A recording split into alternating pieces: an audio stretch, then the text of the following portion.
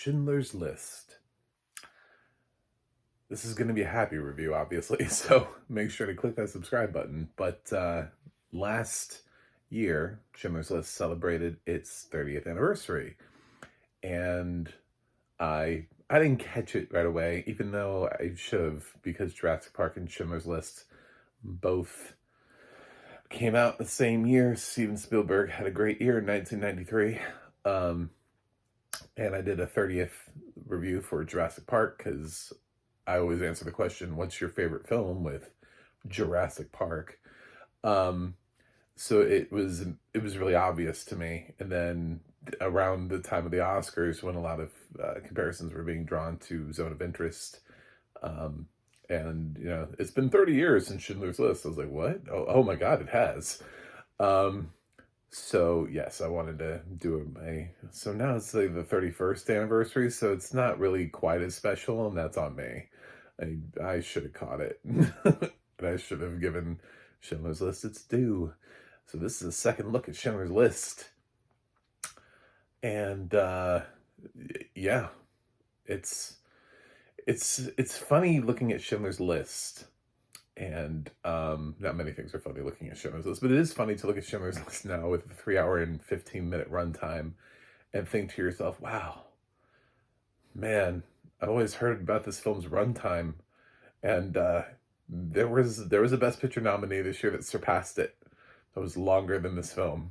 And there have been many films over the years that have surpassed Schindler's List. It's not that long of an Oscar nominee anymore. So it's really odd to think about that. But I wonder if people still think, oh, Schindler's List is long. I was 10 when this movie came out in 1993. I did not see it theatrically. I saw it on one of those. They used to air Schindler's List, and they would air it on broadcast television, and then let you know this is aired unedited. Beware. Because of the content. You get a content warning, which for me as a kid back then was almost like Christmas in a weird way, because everything else was always edited for television. So the fact they were willing to show anything unedited was just like, what? You're doing what with what? So even though this was not the kind of film that you feel like as, I don't know, 12, 13, somewhere around there when I first saw it, even though it's not targeted at that demographic, yeah, put the words "not edited for television" in front of anything, and you'll get you'll get a kid from that time period to watch pretty much anything. This is R, and they're showing it to me, and I can just watch it. I don't understand. This is what is this? What is this magic? Of course, not watching the film, I was like, oh my God. Oh no. So, yeah, it's an incredibly sobering experience once you get into it. But I was still watching kids' films and not a lot of adult stuff. It was around the same time that I actually just started exploring film. I always say Jurassic Park was sort of my transition into film, because it was around that same time when I actually started paying attention to films that weren't cartoons and wanting to see more and more films that were not necessarily aimed at kids' audiences, and going to the library and renting videos and starting to watch Hitchcock and watching Jaws for the first time, and pushing outside my usual boundary of films. So it was a very transitional period for me. I just didn't see Schindler's List in theaters the same year I saw Jurassic Park. So, yeah, it is absolutely an exceptional work. The music here is classic. I've actually seen a choir do the theme from Schindler's List as a song, and it was beautiful. And this is just a really well fleshed out story. I don't think I have to compare it to Zone of Interest, because I think more films can exist in the same space. And I don't want to say the Zone of Interest is the best Holocaust movie since Schindler's List, because that's, you know, a really depressing thing to rate. The best of something that was terrible, the best capture of a tragedy. I felt the same way too when I was talking about All Quiet on the Western Front and trying to say it was the best harrowing war movie since Saving Private Ryan. I don't know that these things are just they're experiences, you know. They're not really meant to be enjoyment at the cinema. Film can make you feel all different sorts of things, and what Schindler's List does is it gives you sort of historical perspective while also giving you a, a lot of evocative emotions throughout the whole film about various different things and perspectives. Um, and it feels very unafraid to show you whatever it feels like it wants to show you. Liam Neeson is excellent as Oscar Schindler. It's actually very frustrating to watch this nowadays. It's for wholly different. There's like the Holocaust, and then there's also what the hell has happened to Liam Neeson's career. Like, where did it go? Because you watch this now and you're like, my God, he was amazing back then. What happened? Where did it go? Where did he go? He really does straddle that line of being likable and unlikable, because he is part of, as he reminds people in his great speech at the end, I'm a member of the Nazi Party. I don't, even though the Jews at his factory were incredibly grateful because they were alive, and there was something inside of him that obviously motivated him, and you can sort of see the change in Oscar Schindler as the movie progresses. He still has to play kind of a douchebag at the beginning. He's sort of this weird, like, playboy douchebag businessman at the beginning. He's just like having sex with women and riding horses and just kind of having a carefree attitude amidst all of this tragic chaos. And Neeson does such a good job with that. And just in his final moments on screen is really, it's a complete change of character for him, a completely different character. And by the time he gets to the end of the film, and it's a very nuanced and slow progression for his character, but he gets there, and that is why you're able to sympathize with him on any level, because normally you wouldn't. He says and does things in earlier parts of the films where you're like, this is why I didn't make a film about this dude's list, because this dude's an asshole. Like, it's really, really the first takeaway that you get from him. But that's part of the nuance that Spielberg put into the performance with Neeson. It's largely why, obviously, when Spielberg came back to direct Lincoln, his first choice was Liam Neeson. He clearly wanted to revive that in Neeson. It's just Neeson felt like he couldn't do that part justice, so he backed out. Anyway, another terrific performance here is Ben Kingsley, who plays the plant manager underneath Oscar Schindler, who's sort of responsible for and always keeps his head down as much as possible, because he realizes that the longer he survives, the longer he might be able to help somebody else survive. He's in this sort of weird position as a Jewish man, where he has Schindler's ear at all, and he may be one of the last few people. If anything, this film should be about him, because he works so hard to try to save people and do any little thing that he can throughout the film,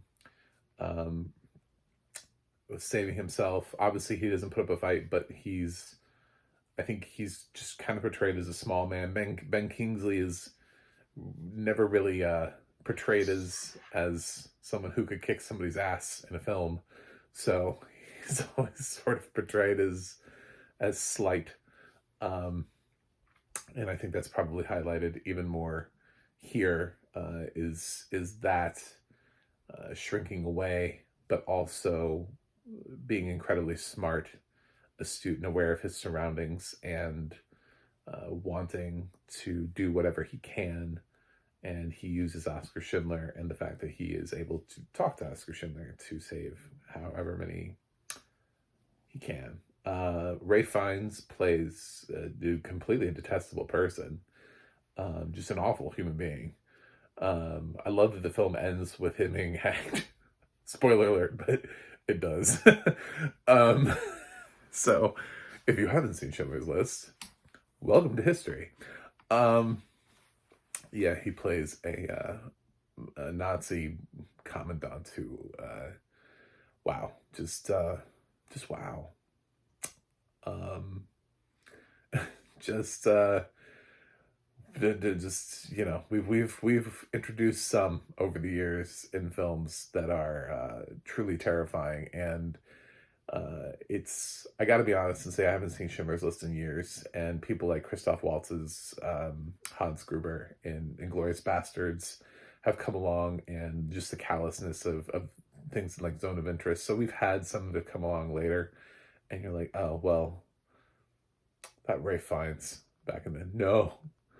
Rewatch this, you will remember he has a like a gold standard um, for just being a soulless piece of shit in the film.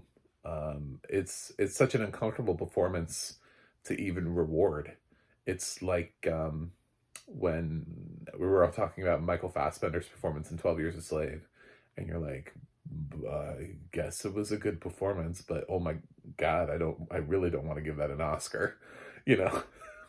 Like, I don't, wow. I always think about Topher Grace, who didn't even have to beat anybody or kill anybody or anything like that, was talking about the mental health of just playing the head of the KKK in Black Klansman for Spike Lee, and what kind of toll it was taking on him to do that, and how he had to take all of this like personal time. He like re-edited the Lord of the Rings franchise as like a side project so that he could have so he could get out of that headspace. And he didn't even have to do half the stuff some of these other people have had to do on camera. And I don't know. I don't know what Ray Fiennes, I don't know how he feels coming out of Schindler's List. I don't know what kind of therapy he needed, but wow. He's incredibly believable in this role, and terrifying. More terrifying than his fake ass Lord Voldemort that never existed, because you realize this guy did exist and did do these things. So those are sort of the big three performances. There are some other people that pop up in this, and Bette David's is, comes into play here. Caroline Goodall, yeah, a couple other cast members. Anyway, so that is the breakdown of that. I want to talk about the audio description, because this does have audio description, especially if, like me, you get it off of, if you do a video on demand, download it, get a digital copy. It was deluxe with Ron Snow, and Ron's narration here is phenomenal. It's incredible. It's it captures it brought back everything that I had remembered, and I kept asking myself. I was waiting for the girl with the red coat scene, because the whole film is in black and white, and Spielberg uses color very sparingly and to very certain effect, and that's one of the things about Schindler's List that really stood out to me when I saw it. And that the coat scene is described really well. The fact that color is put in the moment is pointed out and described perfectly. You follow that girl with the red coat all the way through her whole scene, and it's just tremendous. The narration that he does, there's just such a perfect tone and temperament to Ron Snow's voice for this. I've heard him narrate other things before, and I feel like there was a reference that he got when he was handed Schindler's List, and he was like, "Oh, I'm doing Schindler's List. Okay, then," you know? And he just gives it that perfect um, tone that's never too much. It's never sensationalist. It's it's also not detached. It's not emotionally detached. One of the comments I made recently about 20 Days of Mariupol is I felt like that description was a little bit emotionally detached and cold. It doesn't feel like that here. It's just, this is really well done audio description. I would really enjoy how they do the scene at the end with the rocks, with the cast coming back after all those years, with the original Schindler's List survivors coming back after all those years. I mean, with the cast and laying the rocks down at the grave. I think that was done and explained really well as to who each person was, and that they were with their cast member, like they were with the person who just portrayed them. What a tremendous thing to be there in that moment in time, to be the actor who played somebody like that, who went through the thing that you just spent that time playing, is just a tremendous tremendous thing to do. Anyway, they even went so far as to actually point out Ben Kingsley as being a little bit more familiar of a name. When we got to Ben Kingsley, they didn't say all of the actors' names, but they did note Ben Kingsley. Debatable as to whether or not I would have done that, because you didn't do it for anybody else, and you could have just kept the character name, and then people would have found out who he was later. But yeah, he is also Ben Kingsley, so I don't know. They didn't have Liam Neeson and Ray Fiennes, who are sort of on his level in terms of name recognition, do the stone drop. So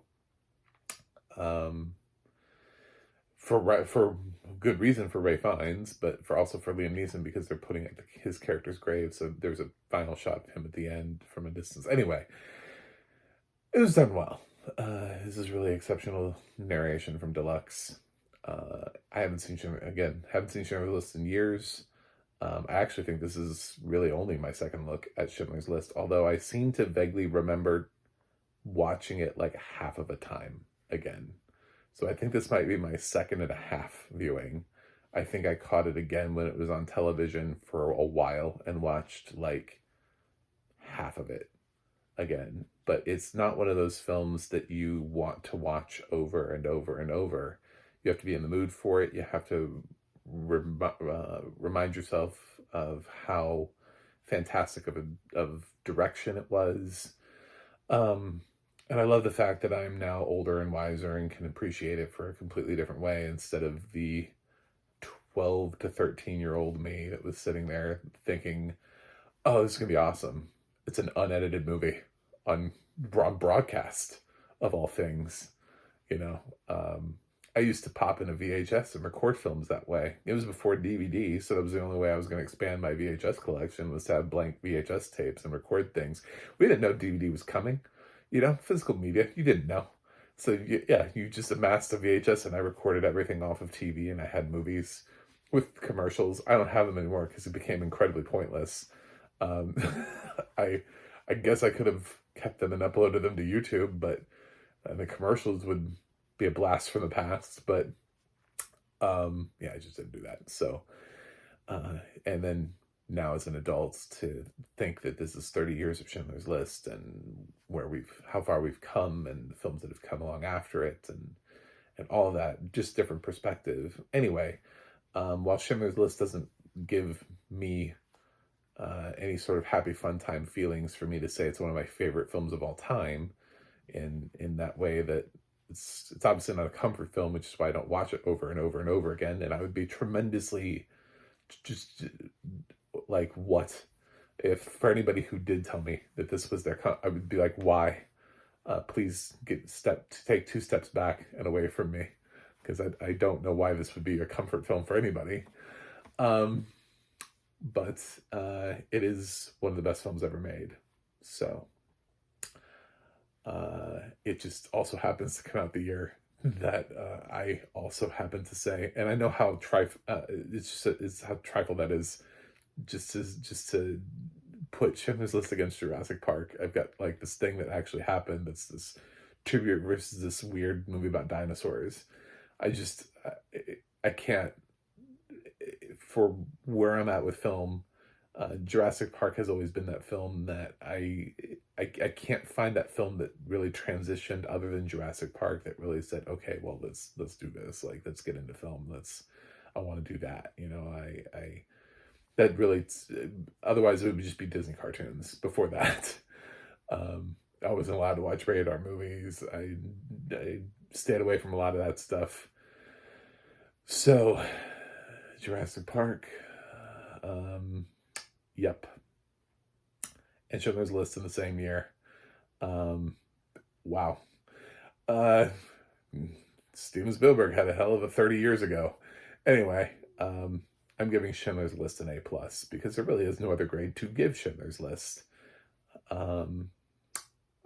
It should have a 100% on Rotten Tomatoes. I'm not even gonna look because I don't want to be disappointed. I don't want to find that one critic who's like a Holocaust denier on the side, and who's like, well, this work of fiction is, fuck you.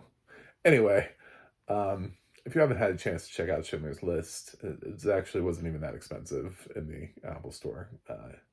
And now I can watch it whenever. However, I'm probably not going to for a while. Although I don't want to like never watch it again either, because it's so well directed and scored, John Williams, and acted, that there's something here. But like I said, it's not the warm and fuzzy comfort film. So it just doesn't get as much play as some other titles do, sadly. Anyway, thanks for watching. Thanks for subscribing. And I will watch something else. In the meantime, you can go to my website, macmovieguyy.com. You can go to the audio description project, adp.acb.org. I'll let you know what has audio description and where you can watch it. And you can go to the ADNA.org. That's the ADNA.org. It'll let you know who's narrating your favorite films and television series. You can go to X, Threads, or Instagram. Follow me at Mac Movie Guy. And I will see you guys on the other side.